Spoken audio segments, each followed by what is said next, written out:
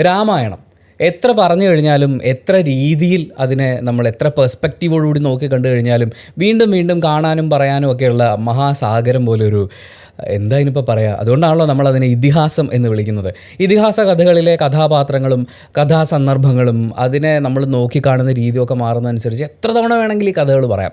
അങ്ങനെയുള്ള രാമായണം വീണ്ടും സിനിമയായും സീരിയലായും ഒക്കെ നമ്മൾ കണ്ടിട്ടുണ്ട്. ഇതിലെ ഓരോ കഥാപാത്രങ്ങളുടെയും മറ്റേ സ്പിൻ ഓഫ് എന്നൊക്കെ പറയുന്നത് പോലെയൊക്കെ വന്നിട്ടുണ്ട്. ഇപ്പോൾ ഇതാ വീണ്ടും രാമായണമായിട്ട് വരുന്നത് നമിത് മൽഹോത്രയാണ്. നിതേഷ് തിവാരി സംവിധാനം ചെയ്യുന്ന സിനിമ. രൺബീർ കപൂർ രാമനായിട്ടും യാഷ് രാവണനായിട്ടും സായ് പല്ലവി സീതയായും രവി ദുബെ ലക്ഷ്മണനായും സണ്ണി ഡിയോൾ ഹനുമാനായിട്ടും ഒക്കെ അഭിനയിക്കുന്ന ഏറ്റവും പുതിയ സിനിമ. ഹാൻസ് സിമ്മറും AR റഹ്മാനും ചേർന്ന് സംഗീതമൊരുക്കുന്നു. വേറെ എന്ത് വേണം? നമ്മൾ തിയേറ്ററിൽ ഏറ്റവും നല്ല സൗണ്ട് സിസ്റ്റം ഉള്ള ഒരു തിയേറ്ററിൽ ഗംഭീരമായിട്ടിരുന്ന് എക്സ്പീരിയൻസ് ചെയ്യേണ്ട ഒരു സിനിമയാണെന്ന് പറയുന്ന ഒരു ഫീല് നമുക്ക് തരുന്നുണ്ട്. എന്തായാലും ഇപ്പോൾ അവർ അതിൻ്റെ ഒരു പുതിയ വീഡിയോ പുറത്തിറക്കിയിട്ടുണ്ട്. 2 മിനിറ്റ് 38 സെക്കൻഡുള്ള ദൈർഘ്യമുള്ള വീഡിയോ. എനിക്ക് തോന്നുന്നു രാമൻ്റെ ആ ഒരു പെർസ്പെക്റ്റീവ് ആ കാര്യങ്ങളൊക്കെ കൂടുതൽ ഉൾക്കൊള്ളിച്ചുകൊണ്ടുള്ള ഒരു വീഡിയോ ആയിരിക്കും. നമുക്ക് എന്തായാലും ആ വീഡിയോ കാണാം, എന്നിട്ട് ബാക്കി സംസാരിക്കാം. Prime focus.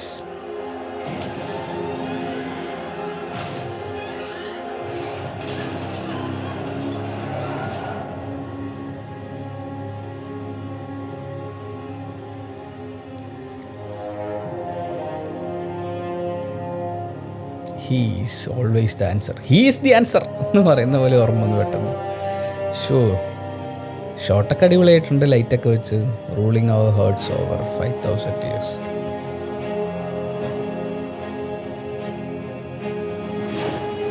അവർ പ്രൊട്ടക്ടർ.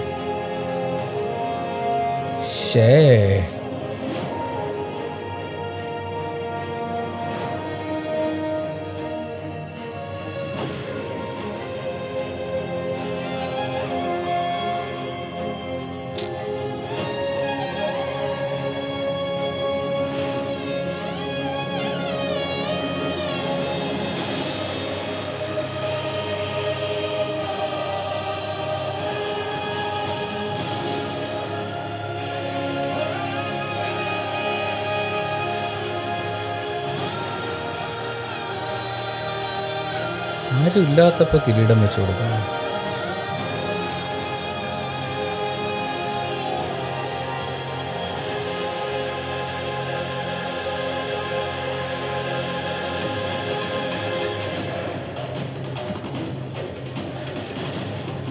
എടാ, പ്രിൻസ് ഓഫ് പേർഷ്യ ഗെയിമാണോ ഇത്? VFX മാൻ.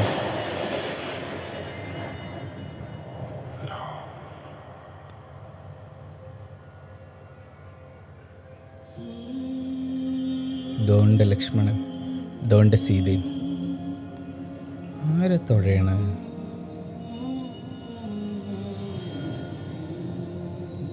രാമായണം സംഭവം റിച്ച് പരിപാടിയാണ്. രാവണൻ ഒന്ന് തിരിഞ്ഞു നോക്കാം മച്ചാനെ. പുഷ്പക വിമാനം ഭയങ്കര രസമായിട്ട് എടുത്തു വെച്ചിട്ടുണ്ടല്ലോ. ശരിക്കും നമ്മളിങ്ങനെ വായിക്കില്ലേ, ഈ ബാലരമയിലൊക്കെ ഇതിൻ്റെയൊക്കെ കഷ്ണങ്ങൾ വരുമ്പോൾ നമ്മൾ വായിക്കില്ലേ, അപ്പം മനസ്സിൽ വരുന്ന പോലത്തെ അങ്ങനത്തെ ഒരു ഇമേജ് ഭയങ്കര രസമായിട്ടുണ്ട്. I like it. ഞാൻ ഒട്ടും കളിയാക്കി പറഞ്ഞല്ലോ കേട്ടോ, സീരിയസ് ആയിട്ട് പറഞ്ഞത്. നമ്മളിതൊക്കെ പറയുമ്പോൾ ചിലപ്പോൾ ഇത് റോസ്റ്റോ കളിയാക്കലോ ഒക്കെ ആയിട്ടൊക്കെ തോന്നും. പക്ഷേ എനിക്ക് മൊത്തത്തിലൊരു സീരിയൽ വൈബ് അടിച്ചു അതിൻ്റെ വിഷ്വൽ പരിപാടികളിൽ. നമ്മളെ കാണിച്ചിരിക്കുന്ന ഫ്രെയിമിൻ്റെ ഒക്കെയാണ്.